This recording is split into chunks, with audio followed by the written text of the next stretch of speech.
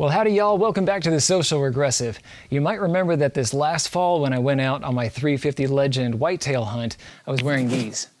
These were my, not just earbuds, but my hearing protectors. These are the Axel GS Extreme hearing protectors. So they have kind of a foam plug that sits inside and fills the ear just like a foam earplug, but then it also includes all these cool electronics, like being able to connect to your phone or other Bluetooth devices, so you can actually stream audio in, you can use it for communications, and you can use this as hearing enhancement and hearing protection. Now these work really well, as I have tested before. They do block sound well, but this is not the version that I took out on that hunt. This is actually the 2.0. This is brand new. So we're going to take a look at some of the upgrades, but the first thing that I want to do is just take some rounds down range and let you know if these hurt my ears at all. Before I switch these on, I need to make sure they're configured properly. There are a bunch of different plugs that actually come inside that little soft case. It comes with all of them. So if you want to just kind of keep out some low ambient noise, like say you're at the airport and you want to watch a movie or listen to some music, then you use the little silicone plugs. And actually they come in different sizes, as we'll see here. There's also these shorter foam plugs that are going to be good for louder environments, like maybe a machine shop. If you are shooting though, and there are going to be really loud impulse sounds, these are the ones you want. These are the shooter ones. They are longer, they are thicker, they're made of a pretty good foam, and these are going to fill the ear nicely. So what I'm going to do is pull on my ear to kind of open up the canal. Okay, that fills the ear nicely. Then you can take these wires and hook them over your ears for more security. You don't want the weight of the battery pack to pull these down. And the battery packs are very light, but still, don't want them to pull the plugs out. Now, once these are in your ear, you can switch it on. Otherwise, you'll get feedback. Okay, yeah, I can crank these up. I can hear my voice really well. Okay, I can hear a grasshopper down here. I can hear the wind rustling in the trees. Birds off in that direction. So it has a much better stereo feel than the 1.0 did. I feel much better about what I hear through these. Now let's get some loud sounds and see what happens.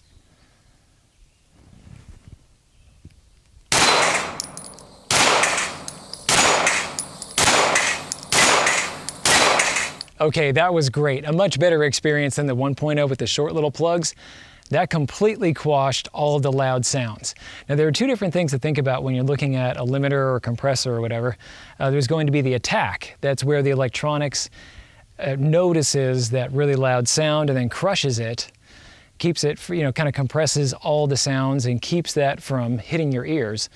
And really the earplugs are keeping the initial sound out, but otherwise the electronics in here would actually be continuing to amplify that loud sound. But the compressor crushes it, and how quickly it does, that's the attack. Apparently this is like 0.2 milliseconds or something, so it gets on it immediately. The release on a limiter or a compressor is how long it's going to wait before it jumps back up. You don't want it to slowly ramp up, you want it to get back on so you can hear what you're doing. You want to be able to hear the slap of the steel down range, or be able to hear the thump on the side of the animal. Well, these are very quick at this distance, which is only about 10 yards or so. I can't hear the impact on the steel. I can hear when they fall. It comes back by that time, but it's still down. The release is just a little bit behind, and so I don't actually hear the smack on the steel. Now with the rifle that I was shooting earlier, that had, it was a 6mm arc, it had a muzzle brake. It was going to be a very loud rifle, and as long as these stayed nice and firmly in my ear, yeah, no problem with any of the loud sounds getting through. And that one had enough time that the release could pick back up and I could hear the slap on steel. So out at 200 yards, 300, out to 500 yards, I could very clearly hear the smack. Boom! All right, that looks solid. Smack. Yeah, that's very solid. Now come with me over here and I'm going to show you some of the things that come with the 2.0 and some of the major upgrades that are just built right into it. The biggest visible difference between the GS Extreme 1.0 and 2.0 is this hump right here. This is extra battery life. Not only is the battery a little bit bigger than the 1.0, it's better. This lasts a whopping 25 hours as hearing enhancement. So if you want to go out into the woods and do a couple day hunt, no problem, this has you covered. If you want to listen to just audio through some kind of Bluetooth medium, like say your phone or a mobile device, then this will get you 9 hours of use. And if you want to mix it, you'll get 8 hours of use. Each of these sides is independently controlled. So over here, this is the hearing enhancement part. This is where you switch it on, and a tiny little light will appear. You can probably see that. So that indicates that this is on. You can switch it off, turn it up, turn it down. So if you really want to be able to hear what's going on around you, like the footfalls of deer, press that. If, on the other hand, you want to be able to listen to music, you can just switch this side on. You press and hold on the Bluetooth button.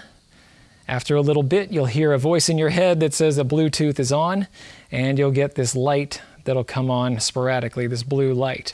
So it's going to start looking for things.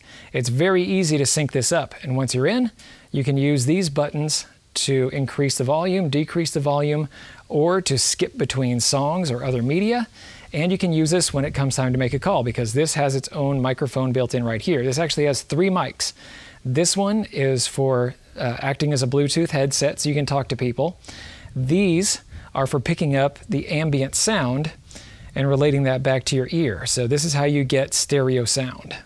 Speaking of sound, the sound quality through these is much improved. One of my complaints with the 1.0 is that it was a very tinny sound. You could pick up rustling grass and gravel, and you could pick up all kinds of little scratchy things.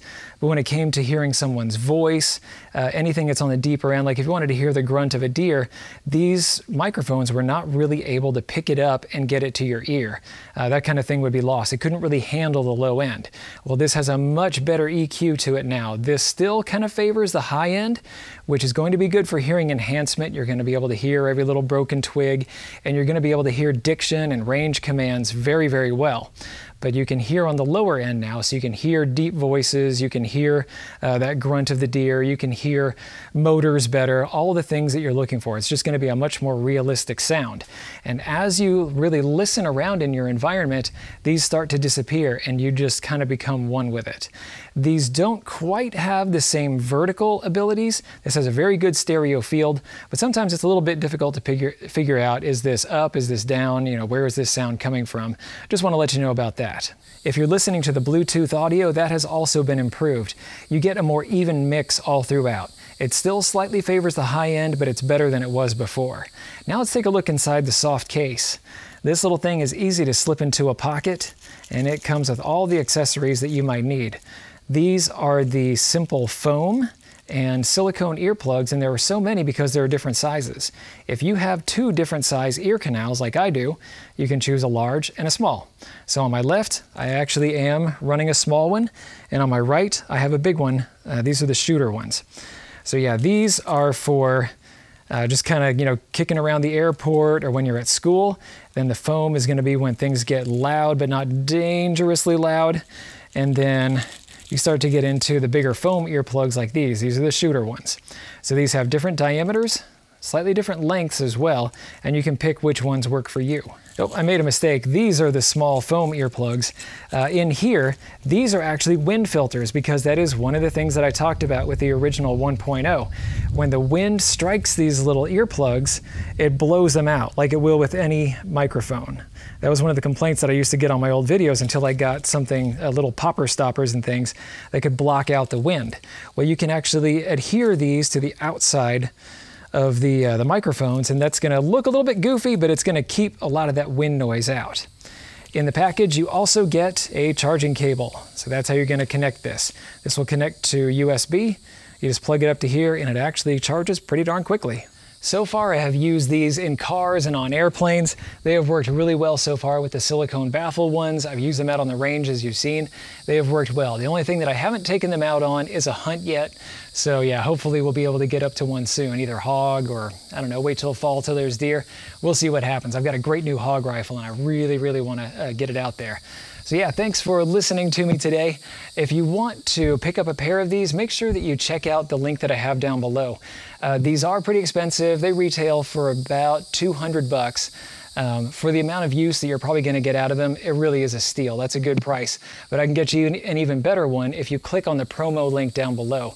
I asked Axel for a link that I could use to get you guys a little bit of a better price, and that price is going to fluctuate a little bit, but you can see what it is today. Thanks a lot for watching. I will see you all in the next video.